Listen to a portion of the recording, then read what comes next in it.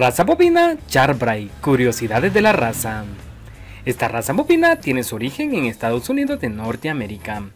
La finalidad de esta raza bovina es doble propósito, carne y leche. La edad al primer parto es a los 28 meses. El intervalo entre partos es de 420 días. En temas de longevidad pueden vivir fácilmente 10 años. La pubertad se presenta a los 14 o 17 meses.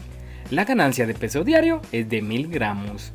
Las vacas pesan de 500 a 550 kilos. Los toros de 1000 a 1300 kilos. El rendimiento en canal de esta raza bovina es del 69%. En temas de producción de leche, el rendimiento está alrededor de los 2500 litros por lactancia. En temas de color de pelaje, se encuentran ejemplares de color blanco a crema. Las vacas de esta raza tienen las características de ser buenas productoras de leche y los terneros crecen rápidamente. Los machos se han seleccionado con buen desarrollo testicular y prepucio recogido para evitar los problemas de los toros de la raza cebú. Un inconveniente que aún no ha sido demostrado es que se pueden presentar partos distóxicos, típicos en razas con fines cárnicos de gran formato. Esta raza es el resultado del cruce de Charolais y ganado Cebú Brahman.